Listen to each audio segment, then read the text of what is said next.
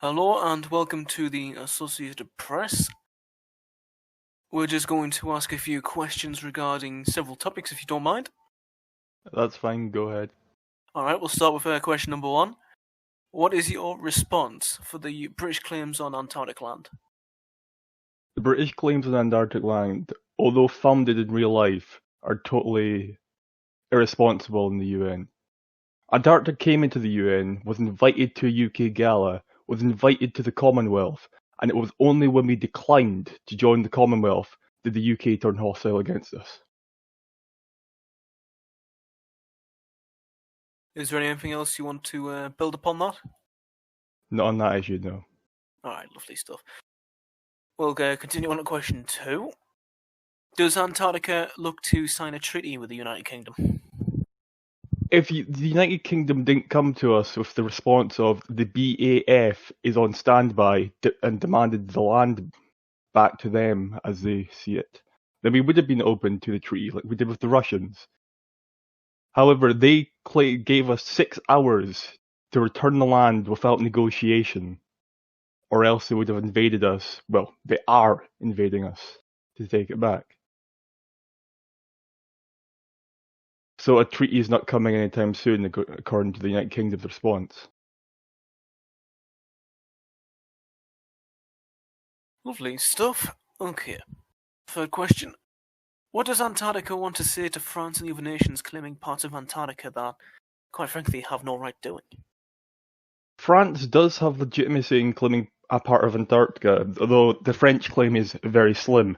Although the French have been nice enough to ignore their claim, as they do not want a fight with us. We do not claim the islands the French claim offshore of Antarctica, such as in the Indian Ocean. And so far, we've been fine with France, apart from the NATO meetings where they suspended us for asking for Article 1. Alright. Fourth question. Will Antarctica be looking to join any other organisation in the future, whether that be economic, political or militaristic? It is certainly on the agenda for the government, but as of right now, we just want to see how the situation of the United Kingdom plays out and see what comes in the future for us. Alright, of course. Fifth question, sorry. Is Antarctica capable of going to war if one should exist? Well, we certainly are preparing for it right now. I mean, Antarctica has been around for a year, so we certainly have a standing army for it. And even though we've heard the rumours of someone going around claiming that they're part of the Special Forces, which, by the way, we don't call our Special Forces, we call them Commandos, that's totally false. No Antarctic Special Forces operative has gone around the UN claiming to be the number one ACSer.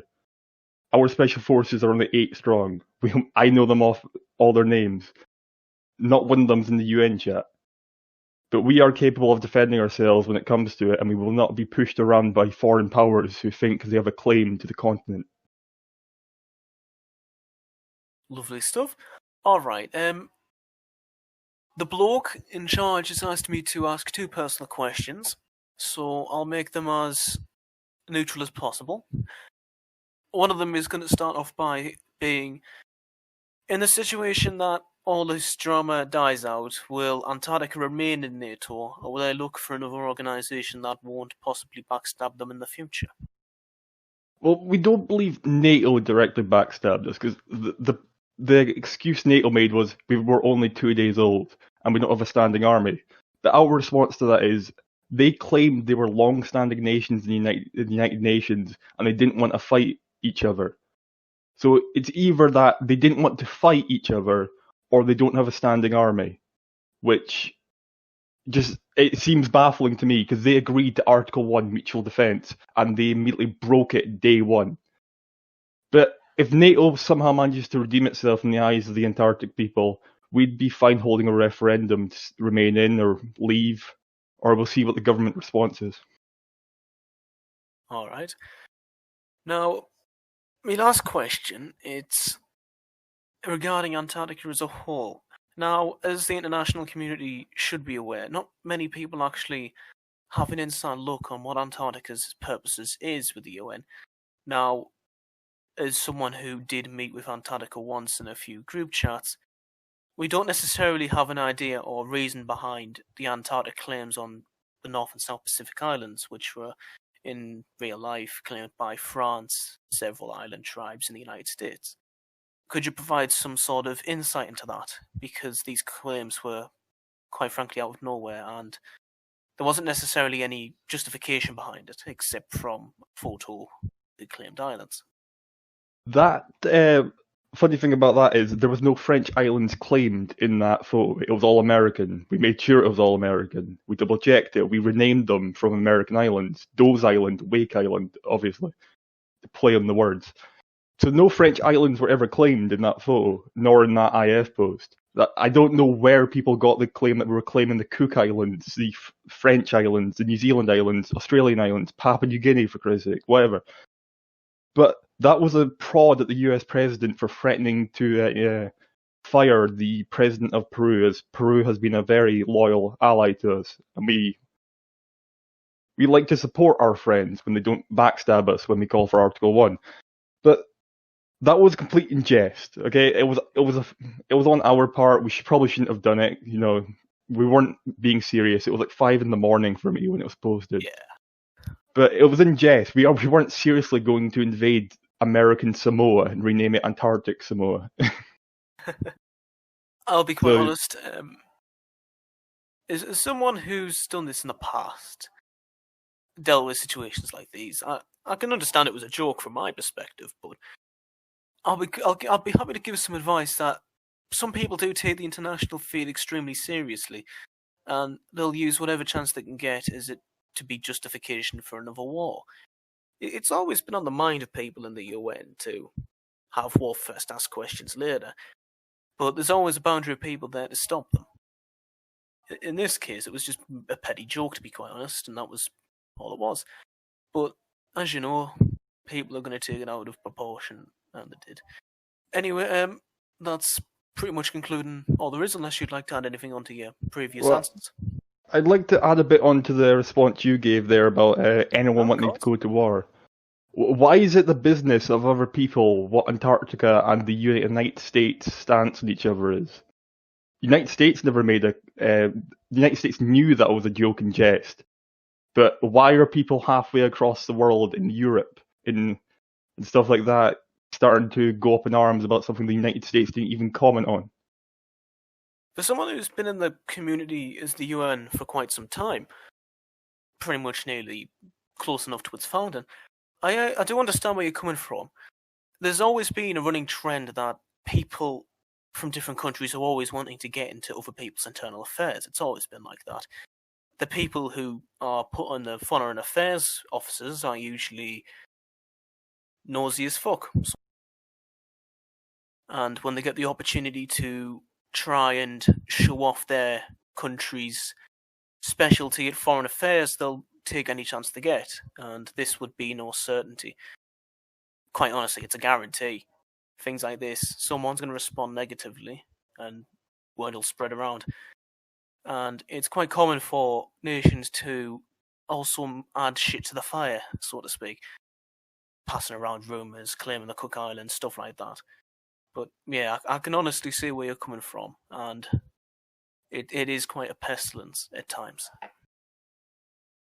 I do believe it may also be to the lack of geographic knowledge on a lot of people's part, because if you look at the islands we claim, they were all American, as I previously stated, but I don't know where people got the Cook Islands from, because the Cook Islands are a group of islands. We never claimed a group, we claimed individual islands owned by the United States.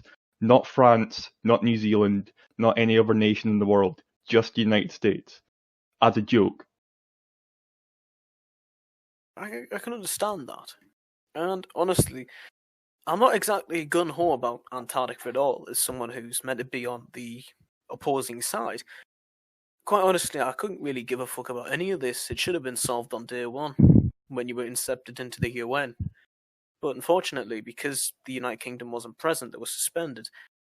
They still technically saw the islands as theirs, but the point you've raised that they, quite frankly, ignored this. It's their own damn fault. They forgot about it. It's over and done with now. But Well, it's the common view in the Antarctic Foreign Affairs that the only reason they're doing this is to basically send a message that if you decline the call to join the Commonwealth, you get the bullet, which we aren't going to stand for. We're going to stand our ground and we're going to fight if they want to fight. I will tell you this. It was only a few weeks ago that Canada was actually willing to leave the Commonwealth forcefully and make a new head of state. Half of this shit I'm telling you now was declassified, but it was the time, it was the idea that Canada has had enough of the UK. We were being pushed around like absolute shit. And I still stand by that point because necessarily we are technically being treated as second-class citizens in the UK. Everything we do is immediately shunned on by the UK's armed forces. But at the end of the day, pal, the only reason we're still in the Commonwealth is because we're using their manpower for our own good. That's it. That's literally it. And if Canada does intend on going to war with Antarctica, then, I'll have to do my part. But I doubt Canada's actually going to deploy anyone because, quite frankly, none of us actually fucking care. We're only doing this because the Prime Minister's a loyal son of a bitch, so to speak.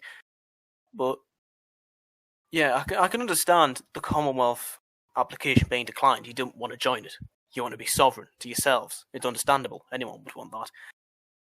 The Commonwealth, as of late, has broken away from their original ideals of just being British colonial territories and dominions.